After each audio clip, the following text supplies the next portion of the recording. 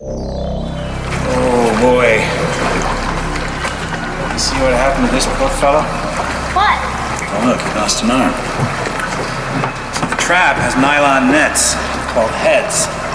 Two side heads to let the lobster crawl in. And inside, they call a bedroom head. Hold the bait and keeps them from escaping.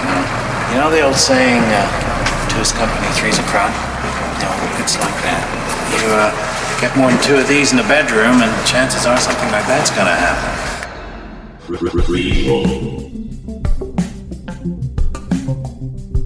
Sequel. Reboot.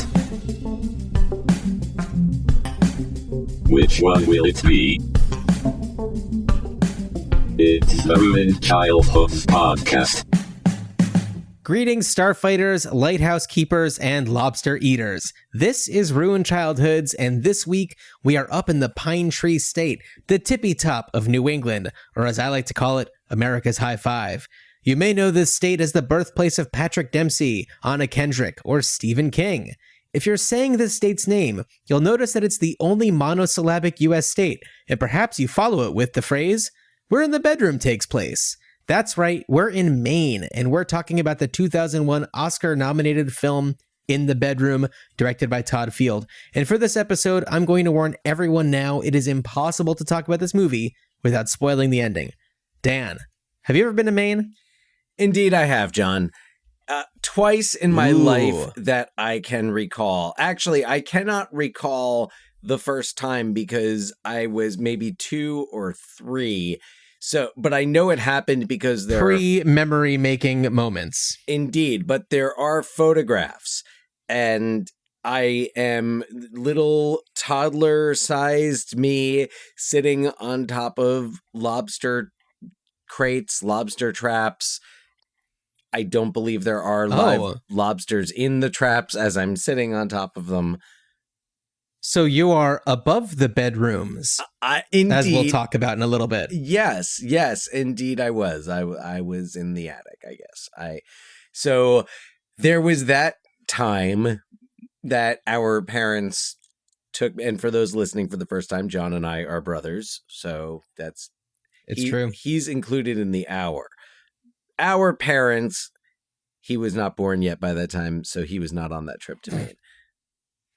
So, couldn't even form the memories if I tried. Yep. Nope. No memory making ability whatsoever. But there's pictures of that trip, and I know about that. And then in my adult life, I went to a wedding in Maine because we have a friend from Maine who got married up there. We flew into the Bangor airport. And yeah, which actually, as I have learned recently, because in a whirlwind of coincidence, I am also in my capacity as the head of a high school theater program, producing a student-directed production of the play Almost Maine, which includes a lot of information about Maine, such as Maine is the only U.S. state that only borders one other state. New Hampshire. Indeed. And also that it's that which I always pronounce the way that you said it, Banga, is Bangor. Bangor.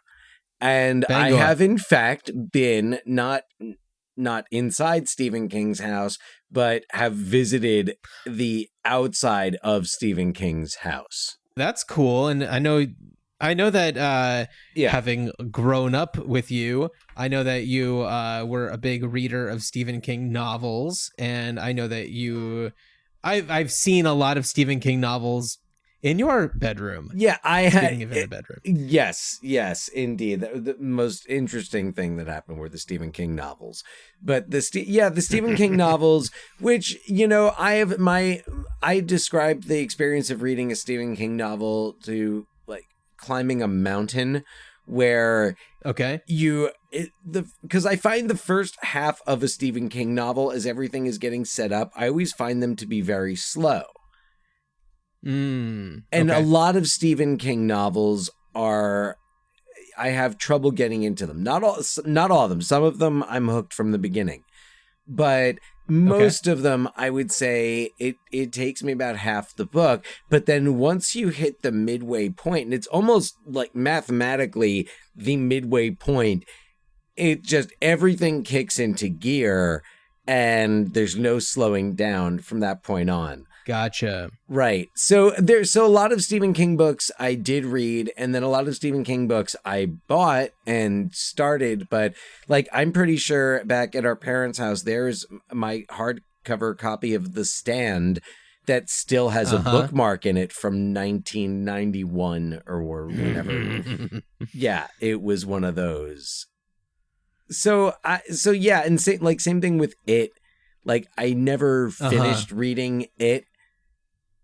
It was just too much. And The Dark Tower was hard. So I'm not what you would call a Stephen King fanatic or, even enthusiast, but a fan. Yes. I bought his book on writing, which is the best like writer's guide I think I've ever come across. Okay. This is going to be one for the screenwriting people out there. But is it called like Save the Cat by burying it at the pet cemetery? The book? Well, the like, book Save the Cat? Save the Cat is like a screenwriting book. It is a screenwriting book, which is kind of like the go-to formula for screenwriting. And saving the cat is kind of the metaphor for, the mission of the movie, that the movie needs to take place, whatever. And so if Stephen King's book of writing is going along that trend, then it's Save the Cat by burying it in the pet cemetery. His book is just called On Writing. No, because if you save the cat by burying it in the pet cemetery, you might be saving the cat, but you are dooming everybody else. As I know from having Pet Cemetery, that's the point. Pet Cemetery was actually the last Stephen King book that I read, and I read it not too long ago. But it was one of those just that I had never read, and I was like, okay, this one looks, it's not like 3,000 pages, and it's probably pretty good from the get go. Which it was a bit of a sludge getting in there, but I guess his book could have been called Save the Cat ... from Cujo. Save the Cat from Cujo. Indeed. Yeah. Yes. Save the Cat, Save the Cat's Eye from Cujo. There's another one. Save the Cat's from Cujo. Save the Cat's Eyes of the Dragon from Cujo King. Stephen King's son. Or Joe Hill. He goes by Joe Hill, I think. Okay. Yeah, Stephen King's son, who's also a horror writer. So you were in Maine, you went to the Stephen King or you saw the Stephen King house. And I had fabulous lobster rolls. Fabulous lobster rolls. You're in Maine. If you're a lobster eater, you eat the lobster rolls. Well, yeah, but I just wanted to be clear in case anyone from Maine was listening and was thinking like, how are you going to talk about going to Maine and not talk about having the lobster rolls? Done. I did. And yeah, I would go back. Easily. Okay. Yeah. Well, I don't know. Maine was a great. The doors are open. Go ahead. What's your experience with Maine? I have never been to Maine. Listeners of this podcast would know that I am a very big Murder, She Wrote fan. So I am there on my television regularly, a couple times a season at least. And even though that wasn't filmed in Maine, it still has the spirit of New England. And we grew up on the East Coast, and when I was in high school and like looking at colleges, I think that I only ever made it as far as New Hampshire when it came to, selecting places to go. And New Hampshire was the furthest north that I went. So I didn't even make it across the edge there. But it seems like a really beautiful place. We have a lovely bonus coming up in this episode. My very good friend Eric Gosselin is from Maine. He was a guest on our Tango and Cash episode, and he actually recommended a few Maine movies for us for this podcast, the one that we selected being In the Bedroom. And in a little bit, we're going to cut to a little chat that he and I have about, Maine movies and, filming in Maine, and also what it was like to grow up in Maine while things were filming in the area. And, he was certainly there when In the Bedroom was being filmed, and certainly not terribly far from where he grew up. I think he was on kind of the other side of Portland, which is the most populous city in Maine. And I mean, we'll cut to that in a little bit. But Eric, who's just a really solid dude, really talented podcaster himself.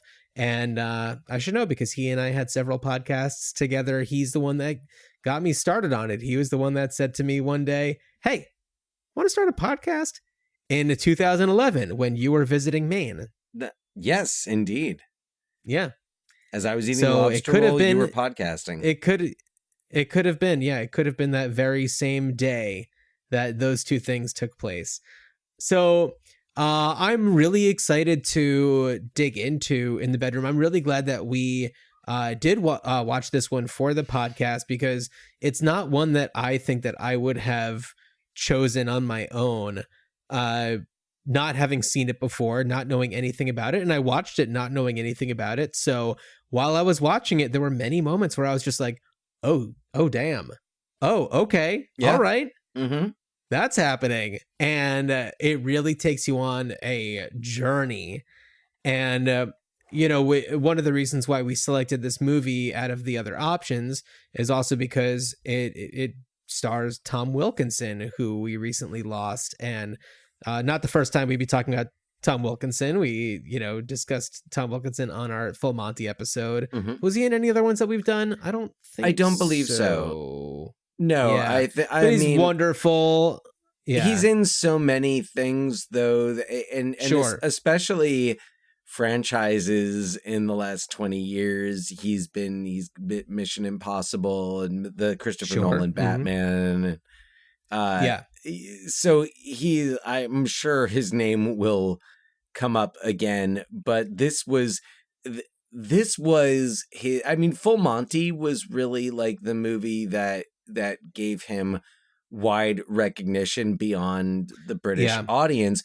But this movie really, like, he was nominated for the Academy Award for Best Actor. This movie just boosted his profile so much. Big time. Yeah. And he is, I mean, this is an ensemble cast, but if you had to say that one person is the lead over anybody else, I'd say that it's probably going to be him, just in terms of screen time. Right. I feel like you maybe believe at the beginning that it's not going to be him, but I'll do a synopsis and then we'll talk about that a little bit more. But there's kind of a moment that happens relatively early on where it's just like, oh, this is a different movie than I thought it was going to be. All right. Yeah. And I think that it's it's clearly very well written, and it's Todd Field's first feature film that he directed. I understand that he got some advice on the script from Stanley Kubrick while they were filming Eyes Wide Shut, as Todd Field played Nick Nightingale, the piano player. I love that. And I was going to say, working here with the cousin of the star of Eyes Wide Shut, Tom Cruise. We have William Mapother.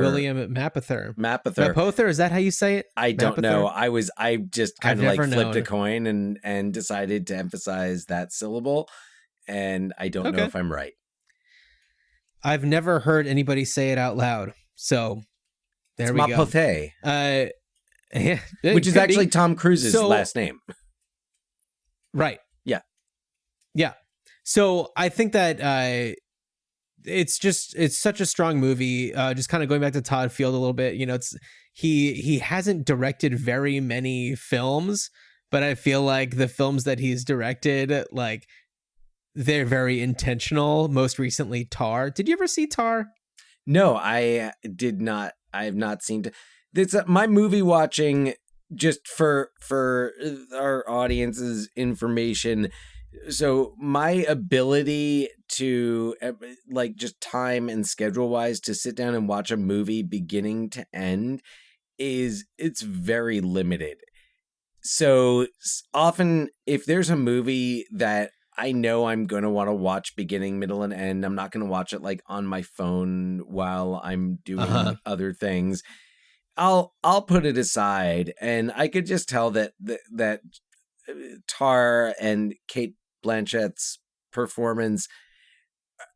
I got the feeling that wasn't something like that was something like if I'm gonna watch it, I'm gonna watch it. You know. Well, yeah. I mean, especially for the scenes with music in it, you definitely want to be kind of immersed in it.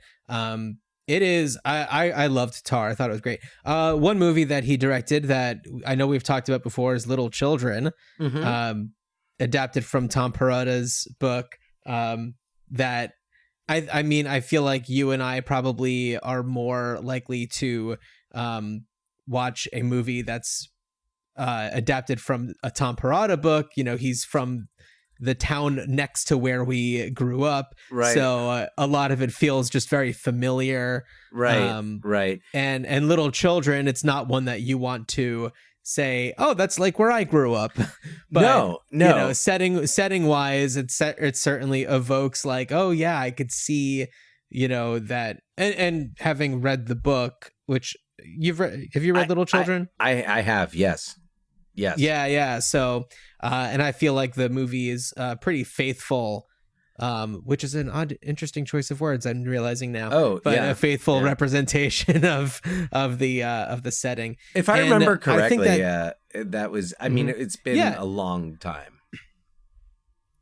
Well, I mean, like, I feel like the feeling of like the public pools and just the neighborhood in general and the playgrounds. It's just like. I know that those exist most places in this country, but it just felt very, I don't know, a little familiar to me as I was reading it and watching the movie. Reading but in the bedroom, in the bedroom, I thought it was great. I mean, Todd Field is from Portland, Oregon, where I live now, and is not from Maine, but. It seems like he has a good grasp. Like it's interesting that he chose to. I mean, this was in a book that he adapted, but it's keeping it like set in Maine. Actually, I don't even know if the book was set in Maine. I think it was called Killings. It was called Killings. It was a short story, and it was funny. I was doing some research on it before, but neglected to look up where it was set. But actually learning a little bit about the author, Andre Dubusse, was very informative regarding this, just like understanding where this story came from. Oh, okay. Well, tell me. I didn't do any reading on this.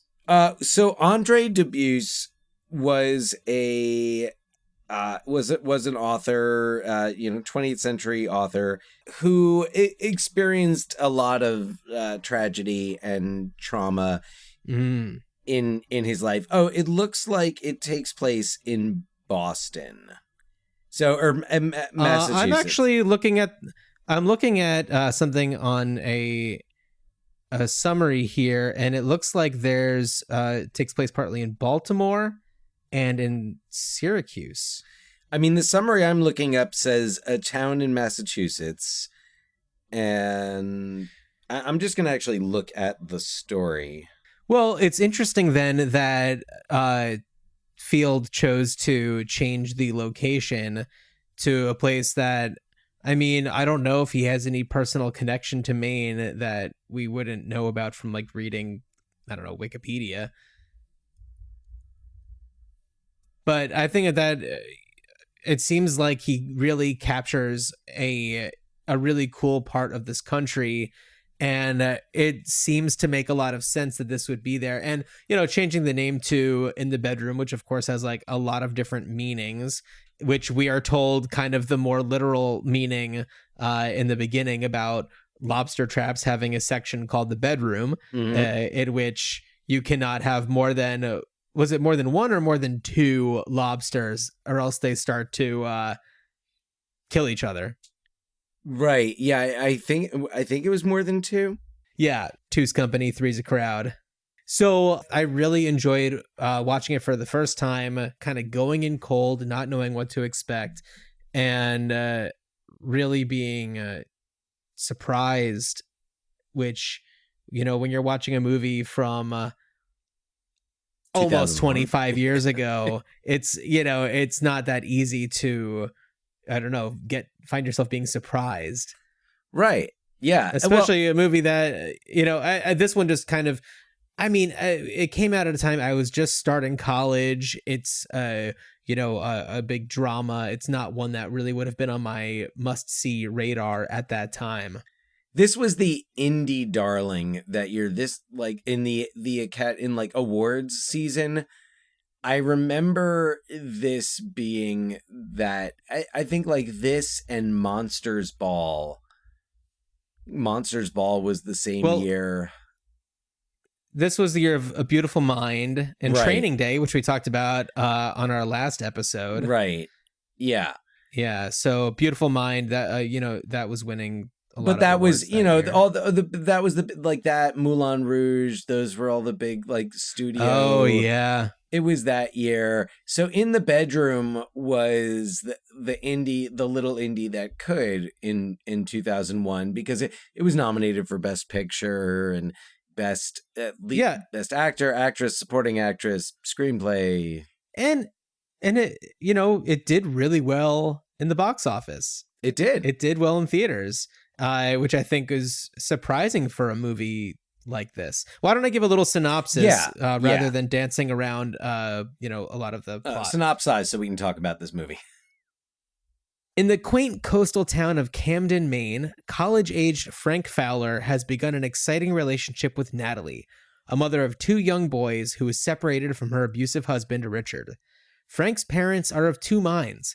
His mother, Ruth, sees Natalie as a distraction for Frank, while her husband, Matt, a respected local doctor, gives his son a bit of leeway. But after a rather alarming incident at Natalie's house, Frank tries to dissuade Richard from entering and causing more trouble, especially in front of Richard's two children. But Richard has a different plan. He shoots Frank dead in a jealous rage. Richard, whose family's seafood business employs half of the town, could potentially get away with a slap on the wrist, or even 15 years in prison at most. But since he's out on bail awaiting trial, his presence around town haunts Ruth and Matt, who are facing marital troubles stemming from their responses to their son's death. After they finally confront one another and blame each other for the elements each one could have contributed to Frank's demise, they take a step back and come to an unspoken agreement about what needs to happen. Matt needs to kill Richard, leaving evidence that he jumped bail and disappeared. So Sissy Spacek plays Ruth, Matt's wife. Matt is Tom Wilkinson. Their son Frank is played by Nick Stahl, who I think is fantastic and kind of looks like a great combination of the two of them. He does. I thought that it was great casting. Fantastic Marissa casting. Tomei is Natalie. The aforementioned William Mapother is Richard. Celia Weston, who you've seen in everything, is in there, and Karen Allen has a brief appearance, and it's always jarring for me to see her in a non-Indiana Jones movie. Isn't it great though when Karen Allen pops up and I love Karen her. Allen? Yeah. Hey, Karen Allen's here. Cool. It is in my notes, like Karen Allen, ! Just because I know. Like, this is noteworthy. She's so awesome. Love Karen Allen. Yeah, so I was going into it expecting to see a lot more of Nick Stahl, and then that didn't happen. Yeah. And I thought that he was great.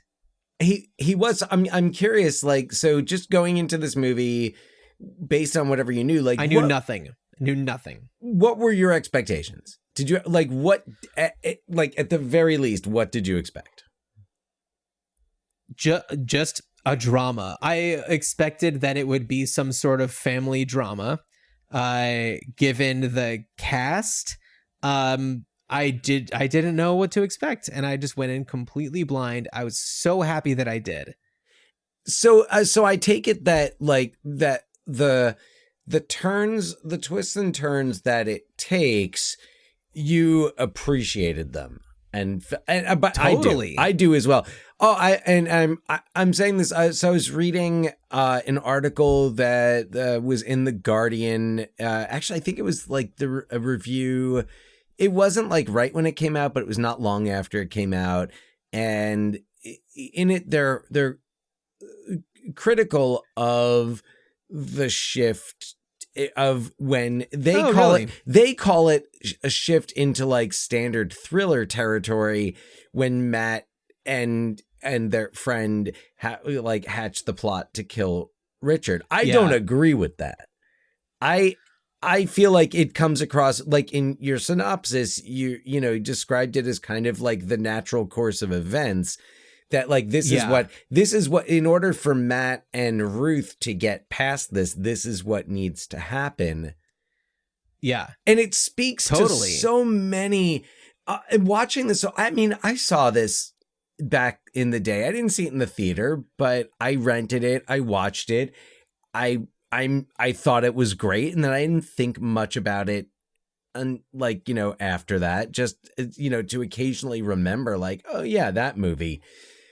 But watching it 20 something years later, I feel like I saw a lot more in it, and I felt that it has this kind of like a base of formula. There's a formula. There's like a formulaic base to it, like where Richard is the privileged son of the family that employs half the town. Who you don't even see them. They're not the Strouts other than Richard.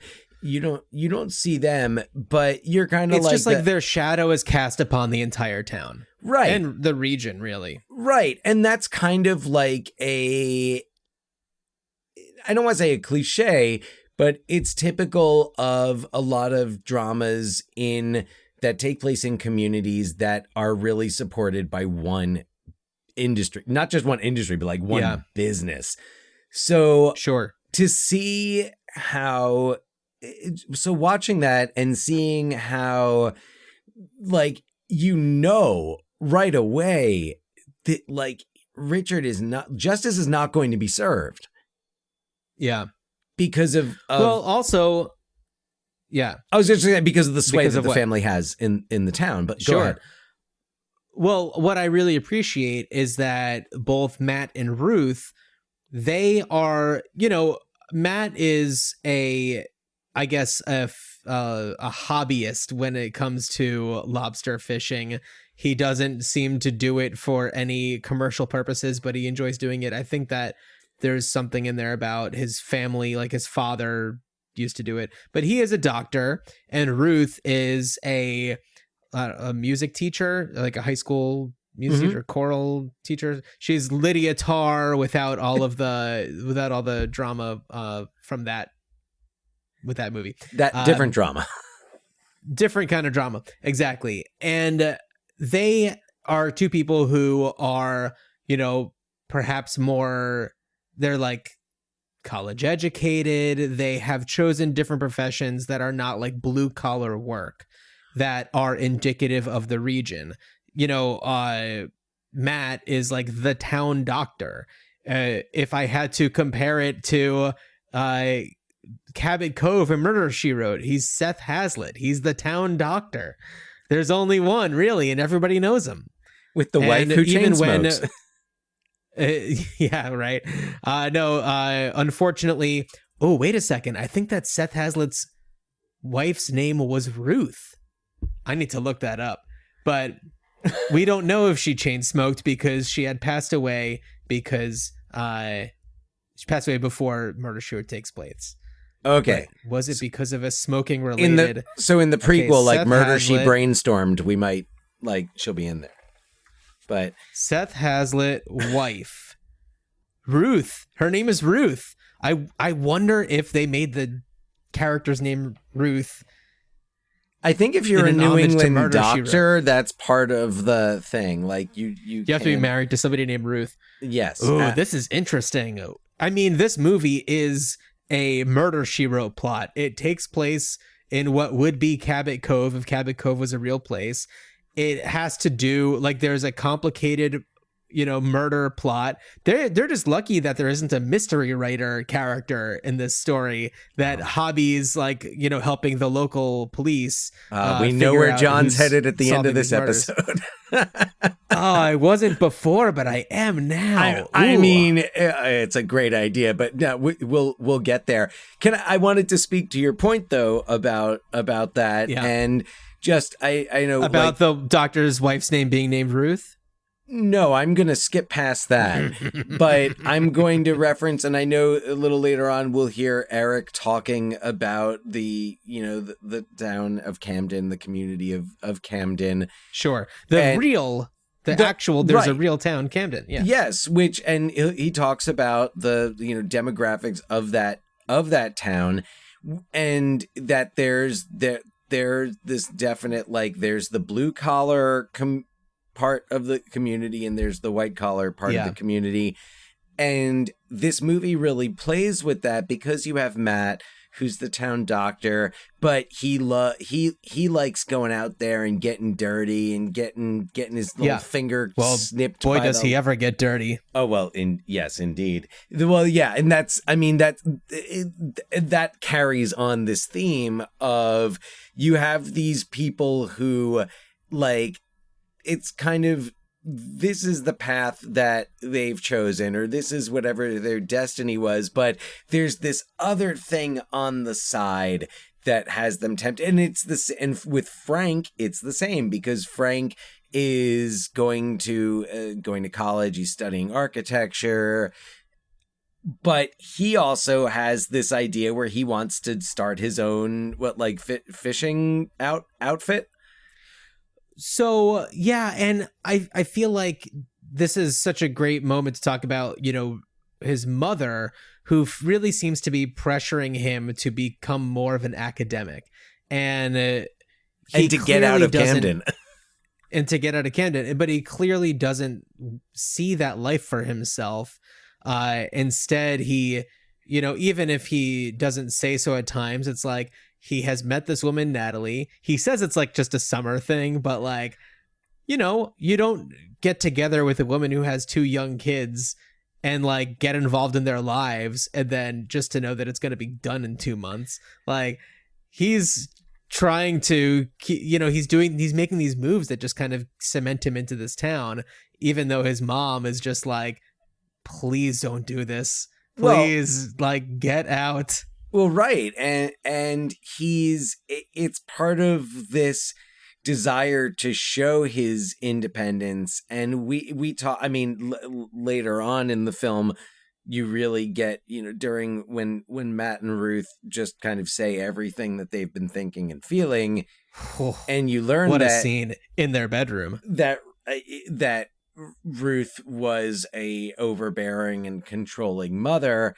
So Frank trying to, gain this independence and show that he's a big boy, and there's something that's really exciting about it. And it's like when you see yourself in that role, and like when you're young, and it's like, oh, this is exciting, and it's the fact that she's older, but that also like her kids look up to him, and he really gets along with the kids, and she is relying on him.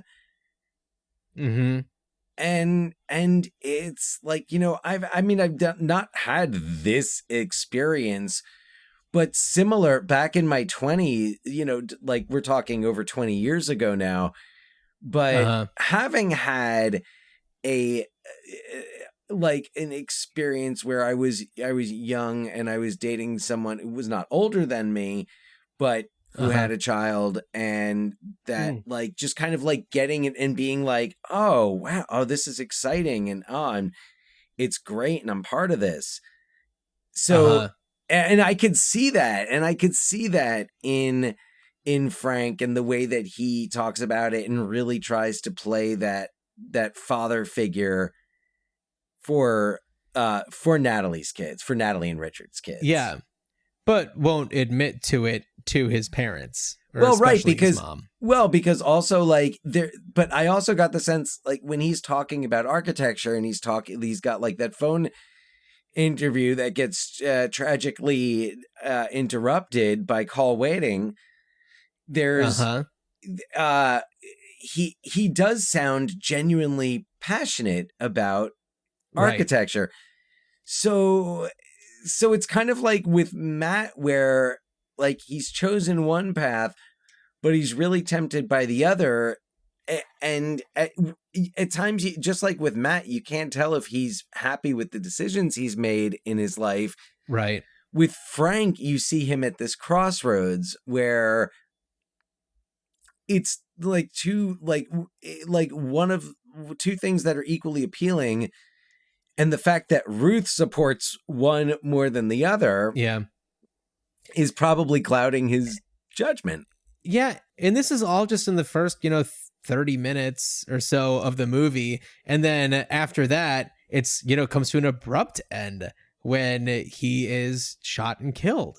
And then it's like we were dealing with the feelings that come from not knowing what would have happened with his life, from his parents' perspective. It's like he maybe would have been doing this or maybe would have been doing that, but we'll never know because this is where things were at that moment. And all of the, like you were talking about that scene where they just let everything out, every single feeling. And it's a pressure cooker. And that was just the moment where it just blew. It's a lobster pot. It's a lobster pot. Yeah. I don't know. This movie just really worked for me. And I absolutely loved the tension that came during the entire sequence with Matt and Richard when you're pointing your finger in the air. I am. Well, no, because when you're done, I wanted to, because I actually, there's an observation I had about that scene that connects back to everything else we've been talking about, but I don't want to interrupt you. Sure. So, well, anyway, it's this very clearly well considered kidnapping of Richard, where Matt finds him. He finds out where he's been working by his buddy, and he goes there, and he's got his gloves on, and he's saying, "You're going to drive me to your place," and everything that happens there, every word that is said is extremely impactful. Getting his luggage, but then everything that Richard says just about like, well, he was sleeping with my wife. And the entire time he's also calling him Dr. Fowler. So he's speaking to him with the respect that comes with like, yes, I am the person responsible for your son's death, but I am justified in doing so. But also, I have been raised by, I'm in this family that is so influential in this town, and you are on the other side of things. I'm the representative of the family for the blue collar, royalty of this town. And here you are the town doctor, you have this other kind of prestige in this town. And the dynamics between the two of them are pretty fascinating. And when Matt sees the photograph of Natalie with Richard from their wedding or early on in their relationship where they're so in love with each other, that rattles him. And like every single beat that happens in this entire sequence, him placing down the Amtrak brochure, the ticket sleeve or whatever. And even after he performs the killing, after he kills him and they get rid of the body, going back into town and seeing the guy that has to rotate the giant wheel to make the bridge turn so that boats can go through, which is awesome. I love that. Yeah. There's this guy whose job it is to rotate the part of the bridge so boats can get through, and he has to run around in a circle with this giant wheel, and it's the tension that happens, the amount of time it takes for him to do that. You just feel it as, you know, you're just watching Matt just like in this extremely, like, one of the most intense moments of his life. Well, especially as they're on their does it way for back me. and they're trying to, like, you know, Yeah. get away with the perfect crime here. But going back to the scene when they're in Richard's house. Oh, and actually, I want to go back a little bit before that, because speaking again to this kind of like this division between the blue collar and the white collar, it's even this guy who Matt corners at this bar, this guy that like works at the cannery. Like, he even says to him, he's like, yeah, it's funny running into you here. There's also one thing that Richard says where it's just like, this guy just cannot help himself. When Matt asks him, are you alone at your house? Is there anybody else living at your house? Are you alone at your house? And he goes, tonight I am. And it's just like, you fucking idiot. Well, like, okay. Just because he can't help himself, because it's insinuating that other nights he isn't alone. Right. But, and here's, so thinking back about it, something that's included, a little scene that I feel takes a little something away. All right.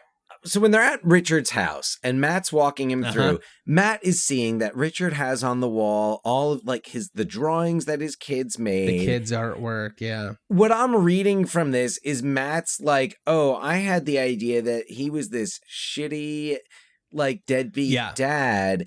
And it's like, okay, he cares about his kids. And then he sees that picture and it's like, he has affection for Natalie. And what I read this time is Matt looking at that picture thinking like, does Natalie still have affection for him?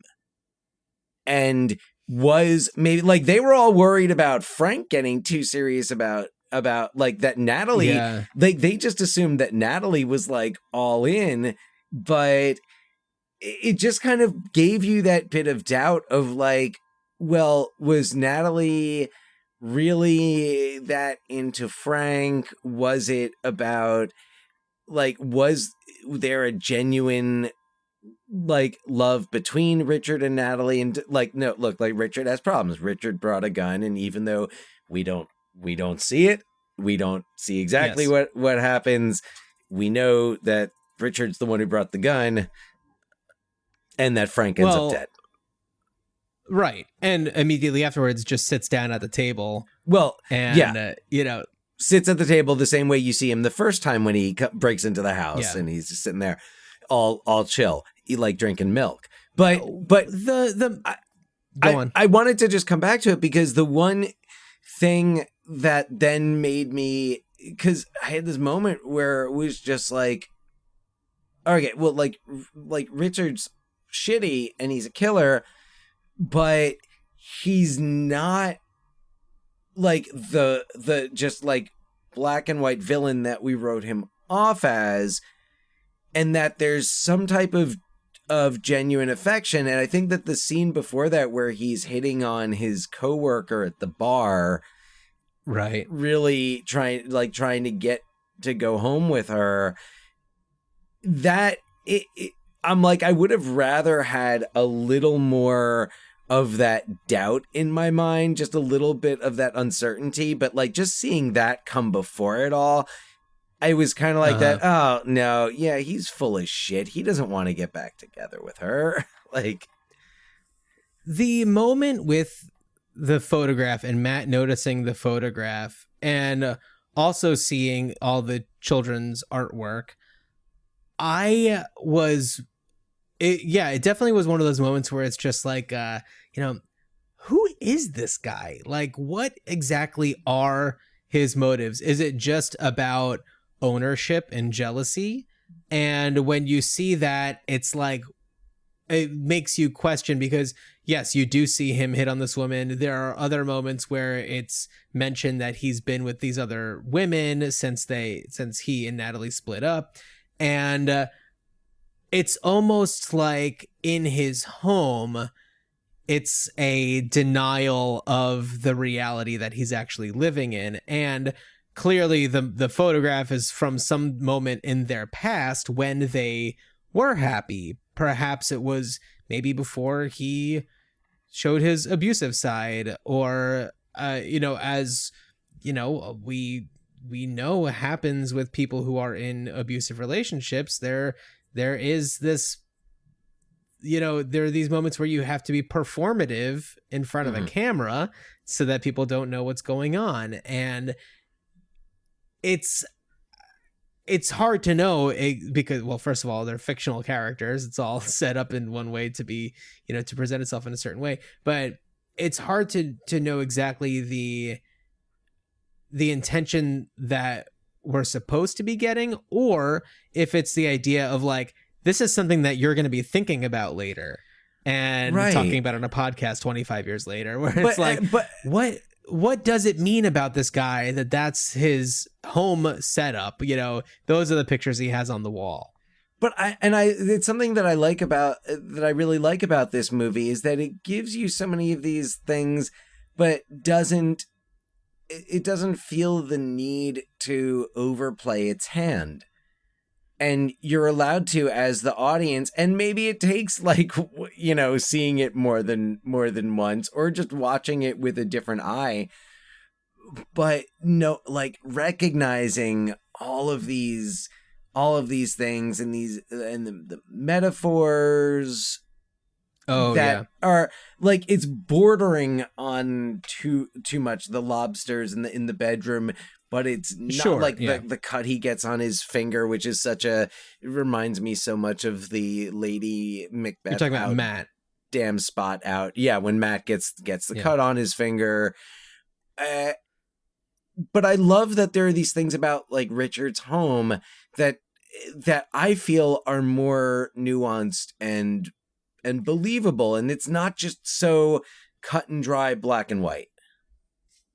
Well, right. It's certainly not cut and dry black and white. And, another thought that I had even about the decoration he has at his home, knowing his personality and seeing him in these other moments, it's are those kind of tools of manipulation?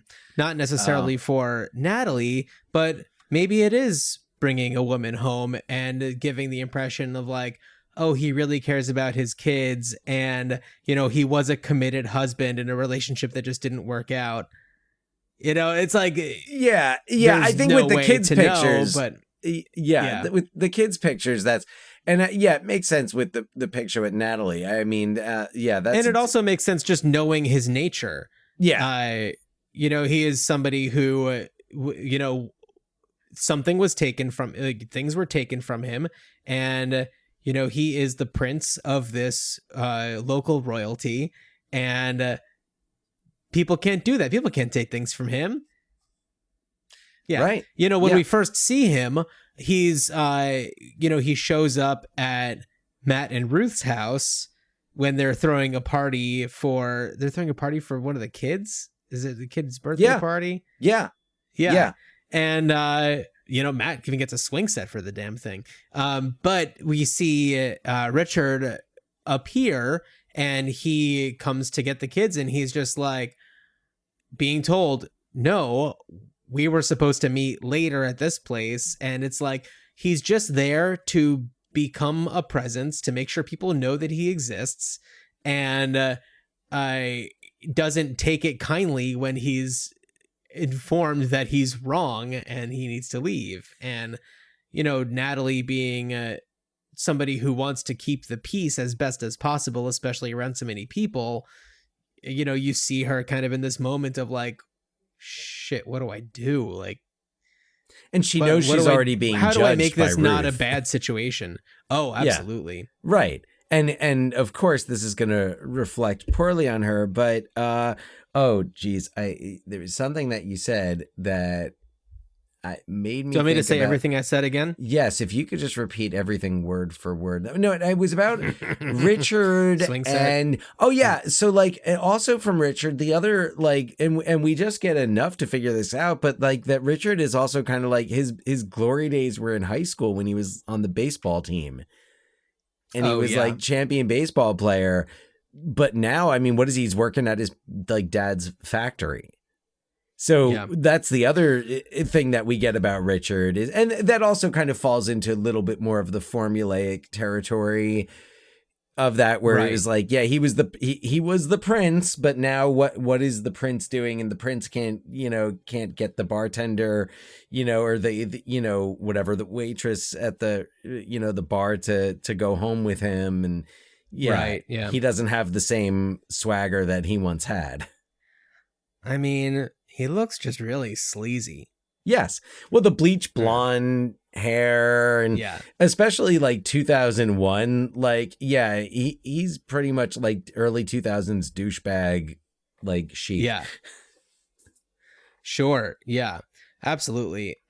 So Dan, I think that now would be a good time to listen to a little chat that I had with my good buddy, Eric Gosselin, who is a Maine native, who's got some thoughts about films in the area, especially in the bedroom.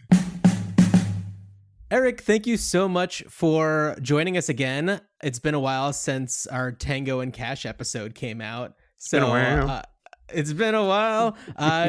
So we needed your expertise. I mean, you were the one that recommended a few different Maine movies for this episode of the podcast, and when we kind of looked at, for me it was between this or The Good Son, because I feel like, that movie came out, I think, when you and I were probably the right age to see a movie about people, like, a kind of kid horror movie. And it had like our heroes of the time, Elijah Wood and Macaulay Culkin. So that movie definitely, hits home for me in only a few ways, not in the sense that like a brother figure ever tried to kill me. It was traumatizing in a way, because was Macaulay Culkin, had he already done Home Alone at that point? Yeah. Okay. Yeah. So because Home Alone and My Girl, I think.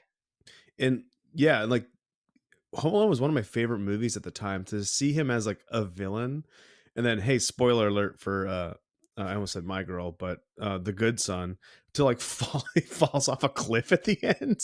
It's like, what? You can't kill a kid in a movie? They really went for it. And since that was filmed in Maine and took place in Maine, did you kind of also see that movie as a bit of a like, whoa, this could be happening 2 towns away? I don't know like where in Maine you grew up exactly and what your area was like, but my area was because they shot that in Acadia, I think, and that's further north. This movie also in the bedroom is like in Rockland or something. Camden. Yeah. But a few places around there too. And where was it that you grew up? I grew up in Sanford, which is so actually, Old Orchard Beach, where he goes to pick up Frank, I guess his name is, the shitty ex-husband. That was like close to where Frank is the son. Richard is the is the dude. Okay, so where he's like working and everything. Yeah, that was close to where I grew up. It's southern Maine. It's like I grew up basically like 20 minutes from the New Hampshire border. And I was like 15 minutes from the beach, but like my town's sort of like inland, and not really fancy like the beach towns. But yeah, to answer your question, like it was always super cool to see Maine, because Stephen King obviously does a ton of everything's in Maine for the most part. So a lot of his movies take place in Maine. But to see like a non-Stephen King thing was like, whoa, cool. Yeah. And when they're actually like shooting in Maine, that was always like huge. Yeah. Are there other Maine, like big Maine I think that the 1990s Casper movie was in Maine. Yeah. Jumanji was shot like a town over from me. Like the no way. Stuff in Jumanji. Yeah. That's really cool. Yeah. I mean, since, were growing up in like the 90s. So I'm sure that like at that time you were probably at the right age to be like, it's fully aware of like Robin Williams.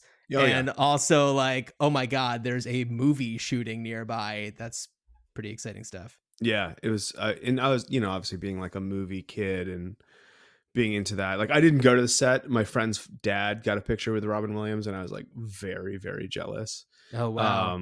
But yeah, I was in the. I think there's another like a Denzel Washington movie, The Preacher's Daughter. I want to say, Okay.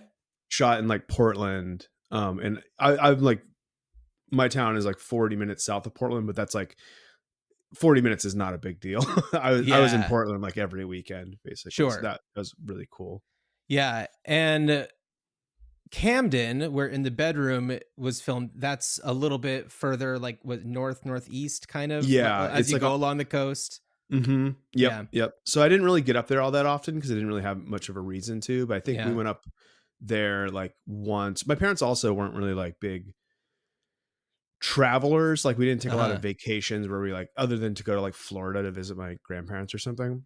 So I only went up to that area like once or twice.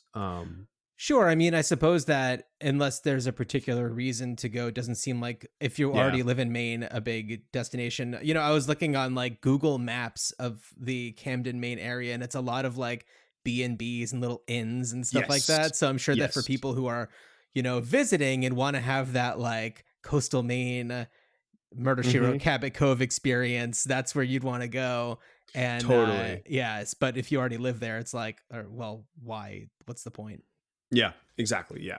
And it's like really pretty coastal rocky shores up there. So it's like, it's for sure there's a good reason to go up there if you're a tourist. And it also seems like even on some of the main roads, even just in the residential areas, looking at a lot of the houses, it's like, that's a pretty big house. Like it seems like there are very nice, like well-kept areas over there too. So totally. I don't know. Is that more of like a wealthier area?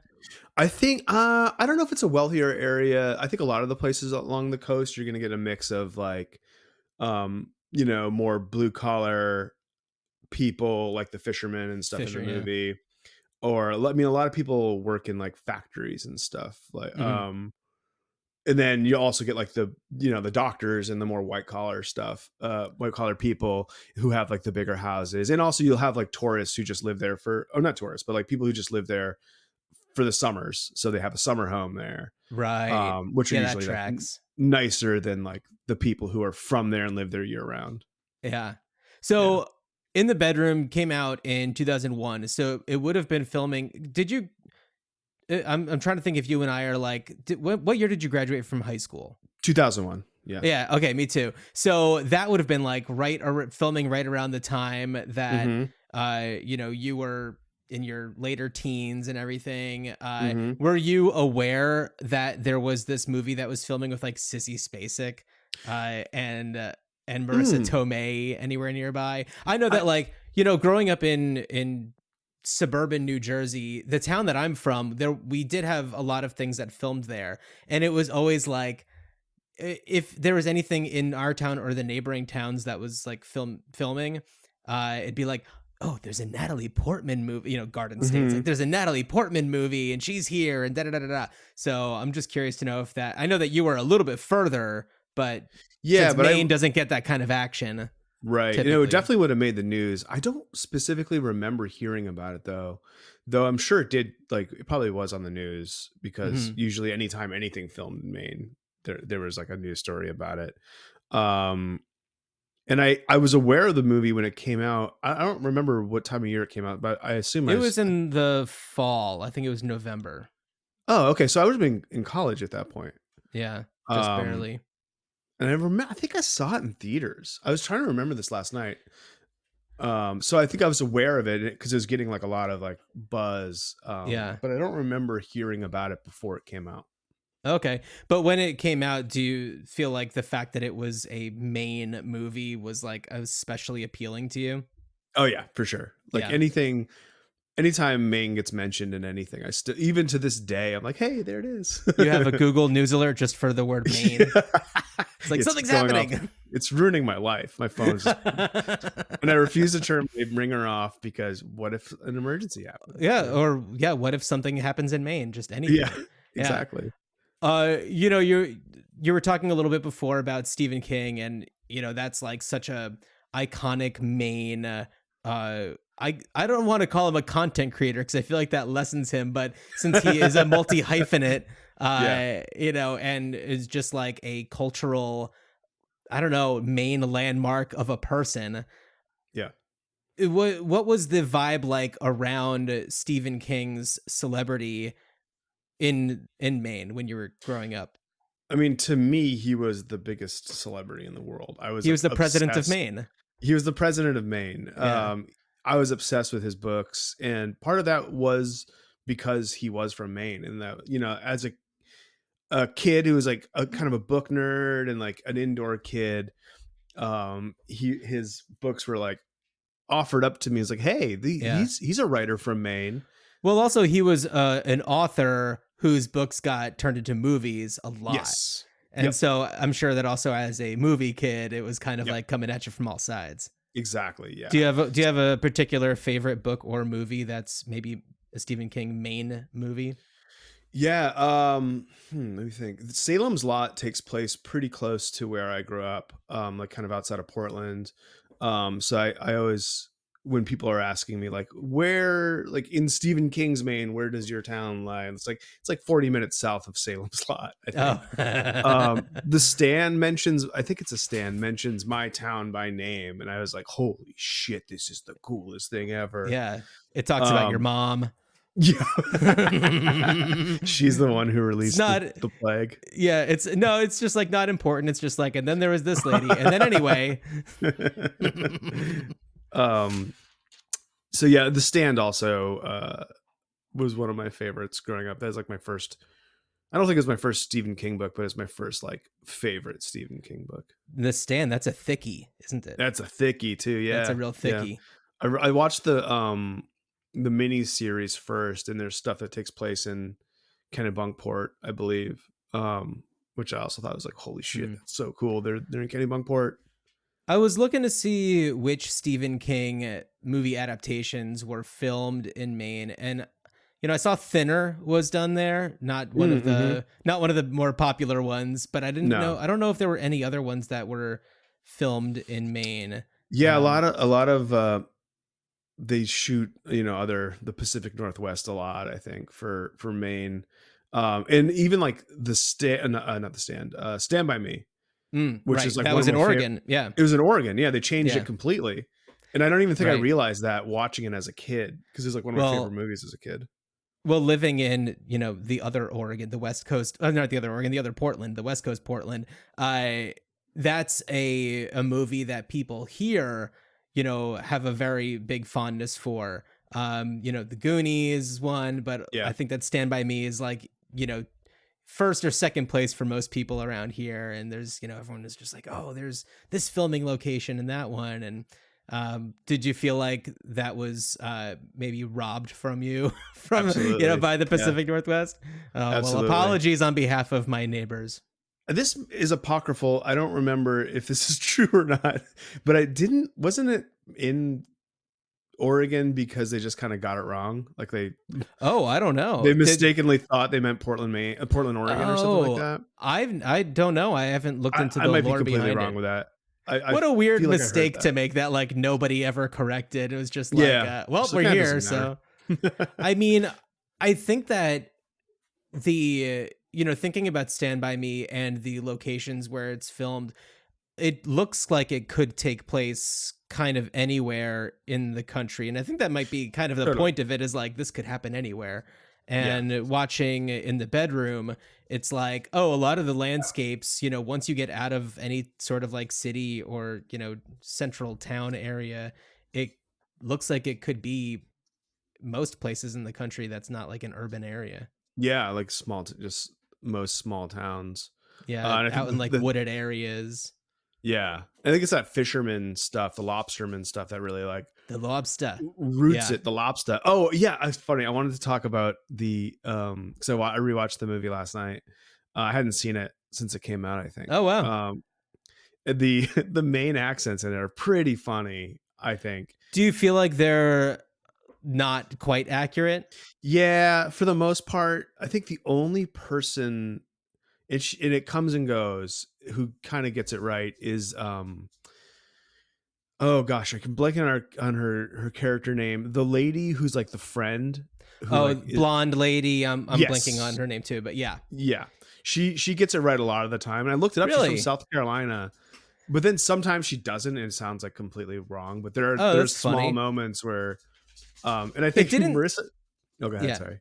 I would say it didn't seem like anybody was like serving like an over the top New England accent. No. Yeah. There's a few like Boston accents, which is like, yeah, it's close enough that I get why you would just do that. But there is a specific down east accent that, especially up there on the water, that I was sort of expecting to hear more of. But I think the funniest one for me is Marissa Tomei, because she's just like straight up, she's just doing her, My Cousin Vinny, but with like some dropped R's. Oh, I Yeah, don't she's think that Marissa Tomei. she's super My Cousin Vinny. that that's one's true. a little more extreme, but just standard Marissa Tomei, I guess. Yeah. It's funny because the last episode that we did was The Big Easy. It was our Louisiana episode, and we did the 1986 Dennis Quaid, Ellen Barkin movie. And the Cajun accents are so over the top, especially from Dennis Quaid. Yeah. So wildly over the top. And, a movie like that, it's kind of like a funny, but also, action-packed kind of movie, but it's like this very charismatic guy. So for him to have this like extremely over-the-top accent is very noticeable because he does a lot of talking. I think that in the bedroom, it's such more like it's an understated kind of a quiet, we don't want to talk about our feelings and what's going on in our lives in a real way. That I think that the subtlety works in its favor, but I suppose somebody who's from the area might be like, that's not what we sound like. Yeah, and it's not like I'm not being critical of the movie because I mean accents I can't do accents, but it's just like as a local, you kind of like I noticed it in Boston movies too. There's some Boston actors, quote unquote, like not from Boston, but when they're in a Boston movie, who just like really like go over the top with it, and then some people are like do it pretty well. Usually the people from there, right? I watched The Departed recently. Yeah, of course, and The Town, and I also love The Fighter. There's a lot of Boston movies, and it's like how something tells me that this is at the same time very accurate, but also not accurate at all. I don't know. There's something about it that's like I feel like I'm being told that I need to be noticing this, but there's a funny some joke, people I'm sure are very much like this. Oh yeah, they're absolutely in all of those movies. I think there's like a lot of, especially The Fighter. I remember feeling pretty accurate. There's a joke in The Town, I think, and correct me if I'm wrong, where when they're robbing Fenway, one of the security guards says his wife's name is Linda. And he's like, is everybody's fucking wife named Linda or something like that? It's like, which is very, very funny and accurate. I think that not being from there, I couldn't say that I knew that Linda was everybody's name, but I guess there's a lot of Lindas that's kind of true in New England. That's pretty funny. So I don't want to take up too much more of your time, but we were talking about Stephen King a little bit, and on your podcast Kill Streak, I know that you did a Stephen King series. So you can tell me if I'm in any way wrong, if I'm mischaracterizing Kill Streak, but you go movie by movie in a horror franchise. Is that accurate to say? Cool. Yep. So was there a particular favorite in your Stephen King run? Yeah. Or one that maybe evoked the most lively discussion between you guys? I think because I co-hosted with Mike Price, and we've been doing it now for like 3 years, which is crazy. and we're usually pretty like we have the same opinion a lot of the time. Mhm. And one of the few like really divisive ones was the Salem's Lot miniseries, Oh. which I had never seen. Oh, so you before. even did the miniseries? Yeah, because Cool. we for the Stephen King block we did like his first like 5 or 6 adaptations. And Salem's Lot was in there, and I didn't really enjoy it because it's like a, I mean, I think if you watched it growing up, then I can see why you would like it. But like as somebody in 2023 or 2022 watching it, I was like, God, this is kind of a slog. Well, that was early 90s, mid 90s. No, it was like the late 70s. Oh, that was in the early 70s. 80s. Oh, maybe Yeah, I'm like thinking of a different Fred Willard's in it. Oh, I'm thinking of maybe I'm thinking of was it the Shining miniseries? Yeah, it was Steven there's a Weber. Steven Weber, yeah. Okay, that's what I was thinking of. Sorry. Yeah. So wait, who's in the Salem's Lot one? Fred Willard is. Oh, no way. And some other like, actors of the time, but I didn't really like that one very much. And he it's an old favorite for a lot of people. But we also did Maximum Overdrive. Good. I was gonna ask That about movie's that. awesome. Like I've actually good, never but seen it. It's so much fun. It's so wild and crazy. I mean, do you think that as somebody who's never tried cocaine, I would appreciate it? I mean, I've never tried cocaine either, and I enjoyed it. Okay, cool. Yeah. So I think it's like that's just the barometer for that movie, right? Yeah. Don't go in there expecting like a good movie, but you'll have an experience. Hey, it's all subjective. Yeah. Yeah. Yeah, exactly. Cool. So what is the series that you guys are doing now? What's coming up?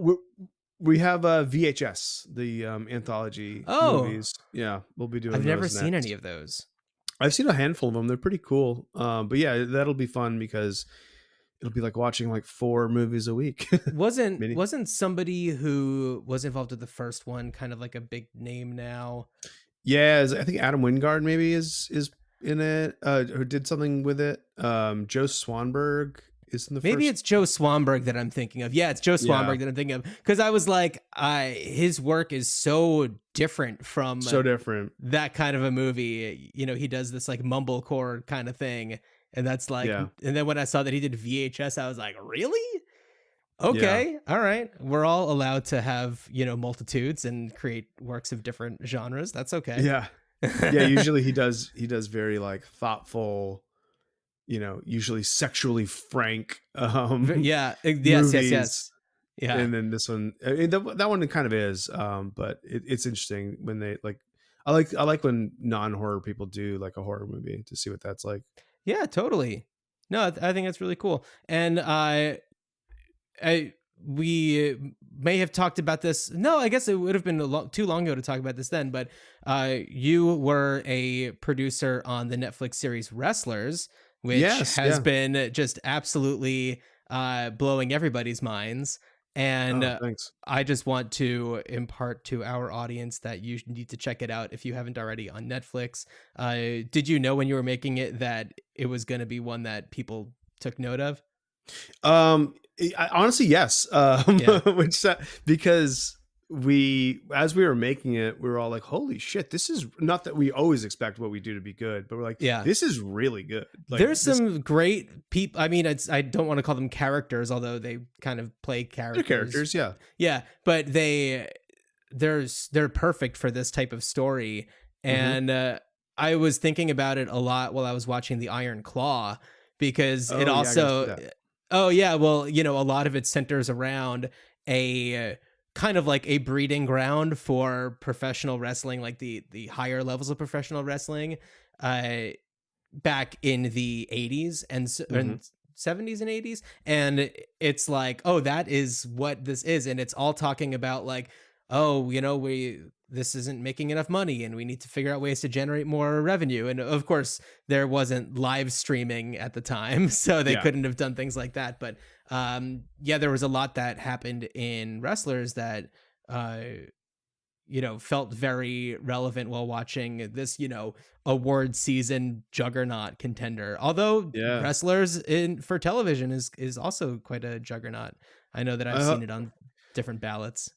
Yeah, I hope it was nominated for an Independent Spirit Award, and hopefully more coming up. And yeah, for people who don't know, it's a documentary series by director Greg Whiteley, who did Cheer and Last Chance U, which I've worked on some of those as well.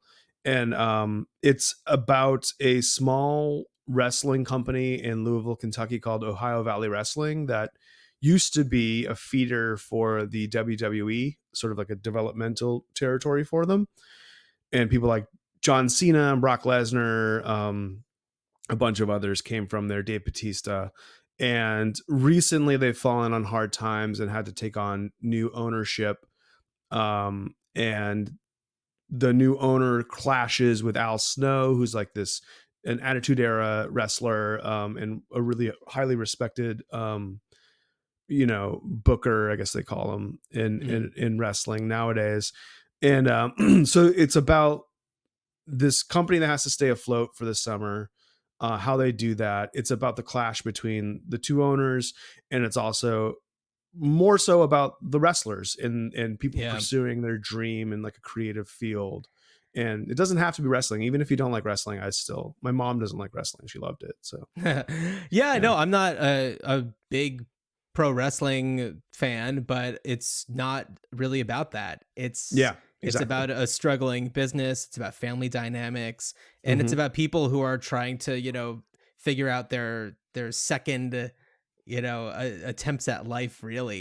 It's really kind of a beautiful story. And I love the way that a lot of the interviews are set up just visually, and it's a really engaging watch. And I'm sure that there have already been results of this, but I hope that the show, helped the business and the wrestlers themselves. Yeah, it absolutely has. They've been selling out left and right now. Their shows, that's awesome. Getting some big names down there. I think like Mick Foley, Mankind, cool. is currently like doing some stuff down there.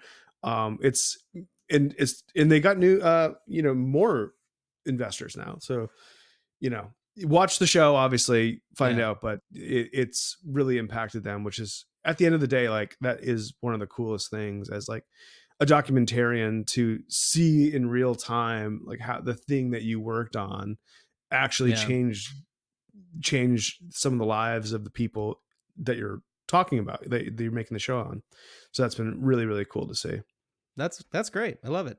Well, Eric, thank you so much. I've taken up way more of your time than I told you I was going to. So no worries. This has been a treat, and hopefully we'll get you on for a full episode again soon. We're doing an episode for every U.S. state. So if there's anything coming up where you feel like you've got an angle and want some insight, want to pop on, then we'd love to have you. But until then, thanks so much for joining me.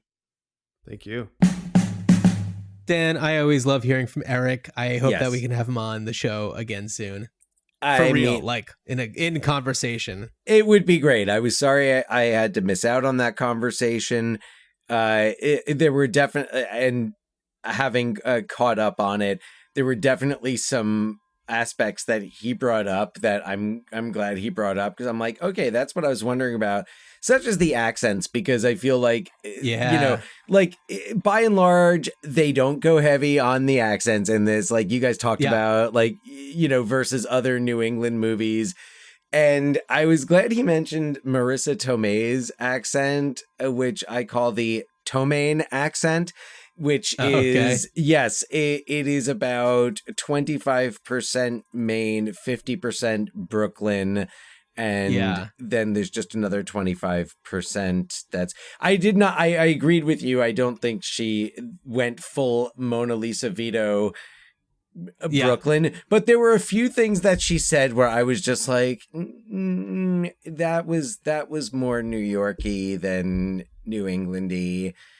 But I'm glad verification, because I felt too that Celia Weston, when she was talking, I was like, that sounds authentic. Me having no credibility whatsoever to determine that, it made me feel validated that Eric also felt that Celia Weston, and she's from South Carolina, right? Yeah. But she did her homework. She just nailed it. She did her homework. She did her homework. Come on. No Academy Award nomination for Celia Weston for her masterful accent work. They bring her in to just be exactly what they need her to be. She goes in, she clocks out, and she goes home. Mm-hmm. She's the supportive friend who puts her foot in her mouth. Yep. Yeah, absolutely. The Celia Weston. Oh, yeah. Yeah. So, but anyway, yeah, that's really cool. I don't think I'd realized that Jumanji. Yeah, I didn't know that. There. So that's cool. And also, the large number of Stephen King. And it's funny because I never really thought much about Stand By Me. Oh, Stand By Me. Yeah, that one surprised me. I didn't even realize that at all. Because, here in Portland and just in the greater Oregon, like Stand By Me is just like so beloved as being one of our movies. And it's like, oh yeah, it shouldn't have been. I think I always assumed it took place in New England, though. My justification for that was because of like the Yankees cap that but like also why not a Boston Red Sox cap? But nobody in New England would be wearing a Yankees cap. I'll tell you right. That much. Exactly. Yeah, I know. Yeah. I also Stand By Me is such a good movie. It doesn't matter. Like you guys were saying, it's kind of like once you get out of the metropolitan areas, generally speaking, I mean, it depends. Could be like anywhere. Like some places you'll have more mountains in the background, and some places will be flatter. Yeah. But generally speaking, also the sense of that of a community where people keep a lot to themselves and don't, which I feel like that tends to be typical more of like cold weather communities. Although then again, I'm also I'm thinking about like May, December, where there's kind of a similar, like a lot goes unspoken, and that is set in Georgia. I think Savannah was in Georgia. Yeah. It just feels right. It feels like right for these characters to be this way, and for them to live in Maine, and that brief summer, and the fact that it takes place during that brief summer where there's just that, like when you're in a place that isn't warm for most of the year, and especially in the winter months, can get very, very snowy, very rainy, very gray. Those summers are really magical. So living in Seattle, Dan, you live in Seattle. I live in Portland. Yes. We both know exactly how it is here in Portland. We're just had a snowstorm. My pipes are still frozen. It's an upsetting time of year. But then in the summer, everything comes to life. Right. Yeah. So, and that's part of the excitement of this movie, and it even lends itself to the ending. Like in the winter months, you would not be able to dig into the ground to bury a body so easily. Yeah. Yeah. I'm trying to think if I have anything else to say about In the Bedroom other than just, it felt really good to watch. Not just a movie that Tom Wilkinson is in, but a movie that really spotlights him as just an actor who has been another New England movie. Oh, indeed, Boston. Spotlight. Yeah, I don't remember them going too heavy on the accents in that one. Michael Keaton, I think, had a pretty decent accent in that one. Yeah, I think I was focused on other things in that movie. There were a lot of other things to focus on. Great movie. Well, Dan, there's something that I did want to ask you about coming off of that conversation with Eric, and that is about, the excitement about a major motion picture being filmed in your hometown. And, we grew up just outside of New York City, and certainly there were a lot of productions that came to our hometown, be it television with The Adventures of Pete and Pete, or a number of different movies that come through town. And I'm wondering if there was anything that you remember being a significant movie that was filming around town. I feel like that didn't pick up really until maybe you were already out of high school. Yeah, no. Well, Pete and Pete was like my freshman year of college, I think, was that. And that was the first, like, really, I think, significant thing. I'm sure other things maybe filmed. Oh, it took over the town. It was huge. Right. But the kind of the Cranford, New Jersey, on location boom didn't really kick into gear until the aughts, when you had Far From Heaven. Far From Heaven was a big one. Guess Who with Bernie Mac and Ashton Kutcher was a big one because it was actually set, like they called it Cranford. Zoe Saldana. Yeah. It was, okay, yeah, that's who it was. Yeah. Yeah, because then they wouldn't have to cover up any signage or anything. Yeah, and then, of course, Garden State.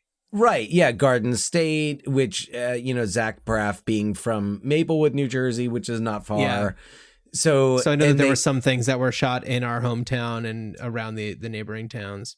Oh, yeah, definitely. The series Ed was filmed in Westfield, which was the town went over where Tom Perrotta is from and where Charles, we talked about in the Addams Family Tom episode. Perrotta, I think, is from Garwood. Oh, yes. He is. Just because it's so rare that you hear. Garwood is a smaller town. Okay. If Cranford is the legs and Westfield is the torso, Garwood is the belt that just kind of goes along the waistline. I always described Garwood as existing to supply groceries and fast food to Westfield and Cranford. Yeah, pretty much. Yes. Clark supplied the same, plus a healthy dose of racism. Clark, New Jersey was the home. I believe for quite some time the home to the like northernmost clavern of the Klan. Really? No, there's a long history of, and not just like urban legend, but like documented. Like Clark has had some more racial problems than the surrounding towns, but also groceries. But on the plus side, food. Clark Bagels makes a really good bagel. Clark Bagels is amazing. So yeah, we'll leave it. I mean, yes, there are great things about Clark. Just like the police department and racism are not two of them. So right, but going back to the original question, is there a particular movie or production that maybe not necessarily that you remember being filmed, but like maybe that you're proud that was filmed there?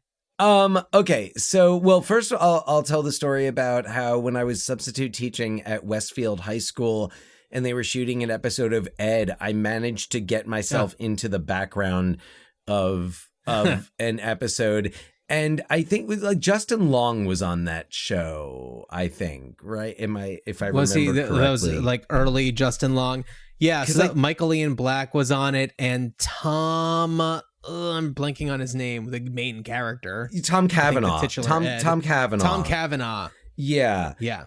So Justin, and I think I chatted with Justin Long, but I didn't know who he was at that point, just other than that he was on. He was like, "Get out of here! You're such a PC." Anyway, So there's that. I don't think I watched Ed, but yeah. In terms of pride, I mean, of things filmed there, and also a lot of things have been filmed there recently. There was the Bros had a scene filmed there. Yeah. They had a scene where it was doubling for someplace else. Right.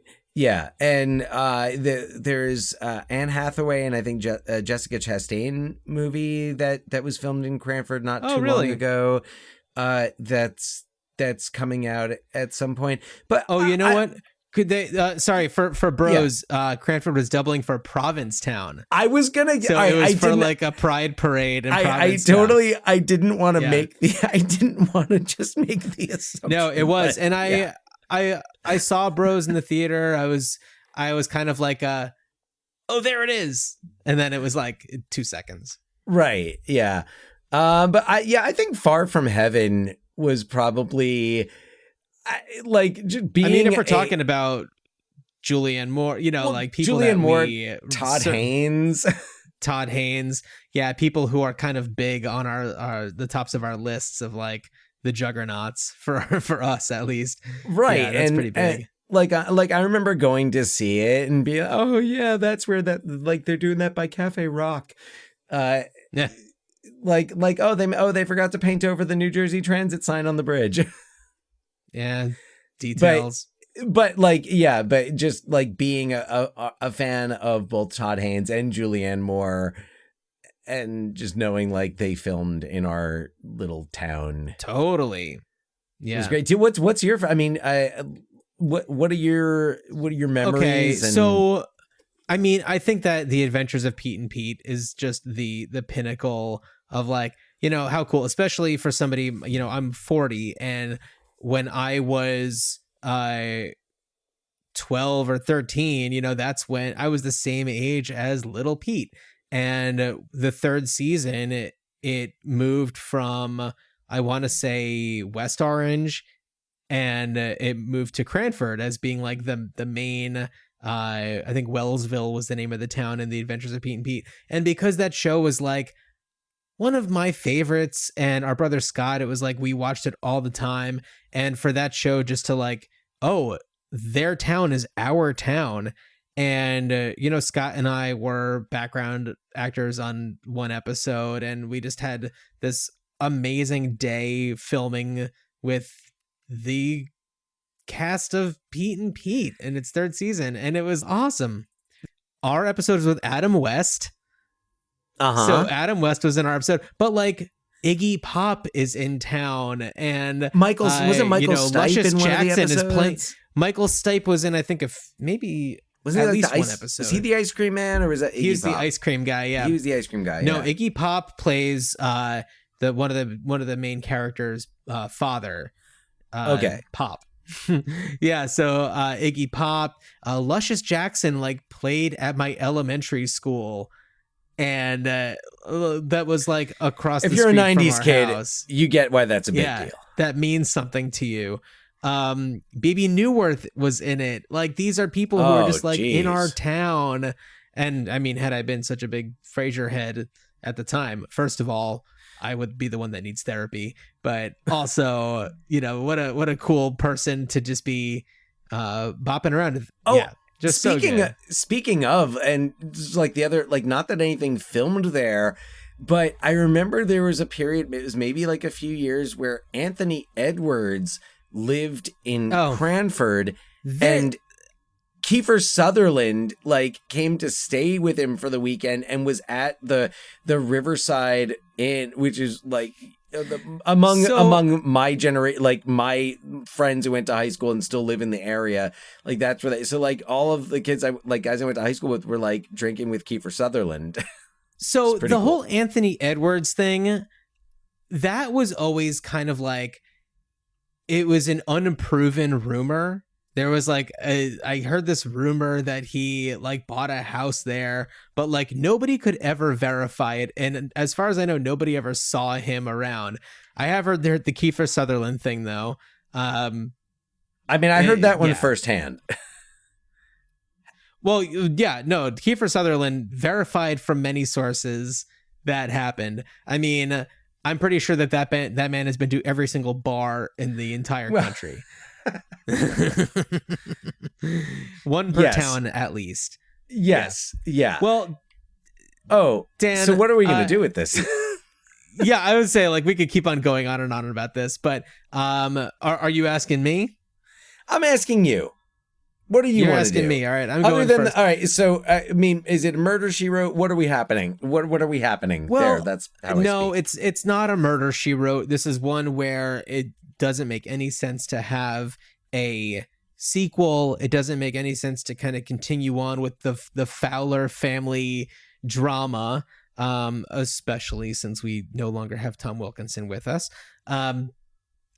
I just don't see a future in that way. I don't think that it would necessarily translate well to stage. I just don't really see that. But I do know that the source material is a short story. Andre Dubus is also no longer with us, but I feel like other writings kind of talking about maybe kind of setting it in the same universe as In the Bedroom, where maybe it's just like references to the Strout Cannery or something like that, where it's like, I feel like there's a great opportunity to set more in kind of this atmosphere of, and not just because I love Murder, She Wrote, but like an otherwise humble New England town, and kind of the things that are going on in people's personal lives, because this is a very personal story. They even like any kind of trials or hearings that they have, they're very small. They don't feel like they're like big deals. It's like, it almost just feels like they're trying to keep things as tightly, sealed as possible. And I really kind of like that world for a story like this. And I think that I just want to see more like this, whether it is a film or a book. I think that would be kind of, I don't know, it would feel appropriate to me.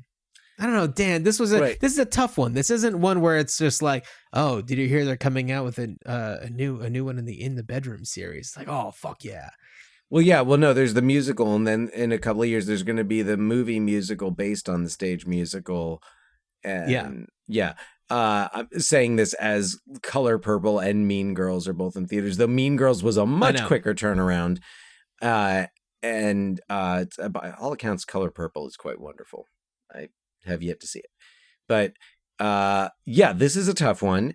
And one way you could go with it is just an entire spinoff about Karen Allen's character, because we only got one scene with her, and she's working. We saw her in Indiana Jones and the Dial of Destiny, so a Karen Allen Renaissance, if you will. So no, that I was thinking about the play idea, and it was kind of like I could see how you could make it work, but it's just not a very interesting concept. So what I was thinking was remaking, like I think a loose remake, a new like something else based on the story, but not set in the same place, maybe not even set in this country. Like, where would be another, like, I mean, honestly, and like, I don't, not really, knowing, the various behaviors of communities and everything, it feels like this would translate very well to Scandinavia, but also potentially, like, I'm thinking of, like, I would be interesting to see this in like a South American setting, and just like kind of playing with different dynamics, but that same idea of that same basic story of the parents, the parents with the differing styles, the kid who's making these questionable choices, like you could have the same characters. You don't have to call them the same names, but you can have the same characters. You could have the same interactions, but say, okay, well, what happens when we take this situation and move it here? I think that to me is what's most interesting about this. Yeah. And I think that when you're talking about like Scandinavia, the fishing thing still works. Like you can still have something like that. Not to say that's a necessary component. But it's almost like too straightforward. Yeah. Like I want to see something different. So this isn't a 1-for-1, but I think that you would really like the movie Anatomy of a Fall that is currently out and is kind of up for all sorts of awards. It's an incredible movie. It's one of my favorites of 2023. And it is, it's a courtroom drama that that kind of keeps you thinking, like, what really did happen. It's set around this moment after a man is found dead outside of his home, and everything kind of points to the idea that his wife is responsible, and they have a child who is blind, who was blinded in an accident, and there's a lot of blaming that happens between his parents, the father being the one who is dead, and you see in it's not so much of a flashback because it's all because a recording is played in a courtroom, but you see a moment taken from their lives, in the days leading up to what happened, and it's very much like that scene in the bedroom where they are just exploding at each other with all of their feelings and all the things they've been keeping inside. And they're people who are, they're writers, they're intellectuals, and it's all about the decisions that they've made and, what they, wanted their lives to be versus what they are. And so I think that that's one that, given what you just said, I think would really appreciate, not to say that it is, similar in plot exactly to In the Bedroom, but it has a lot of those same elements that I think you would appreciate. Right. Yeah. And from what I've read about it, yeah, same. I felt like, okay, this movie is something that's up my alley. So I'm looking forward to catching up with it. It's awesome. Yeah. That's one where you're not going to want to watch it on a phone. You're going to want to watch it at least on a larger television or something. Not to say that it's like visually stunning or anything like that, but it's like, you just want to focus on it. I want to engage. I just want to like shut everything else off. And I want like, if I'm watching the movie on the very device that's going to distract me. Yeah. Like I don't want the phone there when I'm watching these movies. Right. Yeah. Oh yeah. Totally. We'll get there. Yeah. We'll get there. Yeah. Yes. But I mean, clearly we both really like In the Bedroom. It's a really fascinating, I don't know, dramatic thriller. I don't even know. Would you call it a thriller? It has thrilling moments, but I don't know if it's really just like a nonstop heart pounder. It's a family drama. It's an intense drama. It's drama. I mean, drama is dramatic. It doesn't need like drama can be thrilling.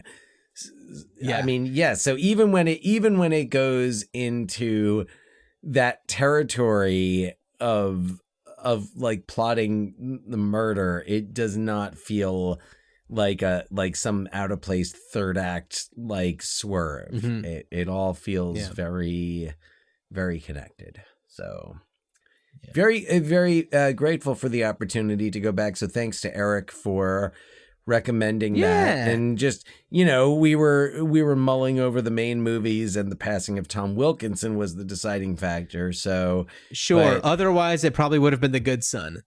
We will come back to the Good Son. I'd have a fondness for that film, but more on that. Do you really? I didn't know. See, I didn't know. And, it's something that Eric and I talked about where it's like, Macaulay Culkin and Elijah Wood being like in our age group, you being a few years older, is just like, I don't know if Dan would identify so much with that movie because he's a little bit older than those characters. But I still was, Uncle Buck, Home Alone, saw all those, and Good Son comes along in 1993, and it's like, oh, Macaulay Culkin, and it's rated R, and yeah, of course. I was down. He drops an F-bomb. Like, come on. I suppose if there's going to be a movie that's more dramatic and squirmy than In the Bedroom, it's going to be The Good Son. So Maine, you really figured it out. As much as I enjoy the Good Son, In the Bedroom has the squirm factor duly covered. Yeah, absolutely. Well, why don't we talk a little bit about our next episode? We put the call out on social media for our audience to weigh in on our Maryland pick. So, Dan, why don't you share that with everybody? Yeah, so we're going to Maryland, and we are of course, if not the most iconic Maryland director, but certainly a filmmaker who has built the city of Baltimore into his identity and legacy as John Waters. And we're going to be looking at 1998's Pecker, starring Edward Furlong, Christina Ricci, Martha Plimpton is in it, Mary Kay Place. A movie that I have not seen in a long time, but I was a devote. There's lines of that movie. There's scenes that I can still picture in my head, and there are lines that I could still recite word for word. So I'm excited to watch that movie and talk about it. We've talked about John Waters before, but it's always fun to come back and talk about John Waters.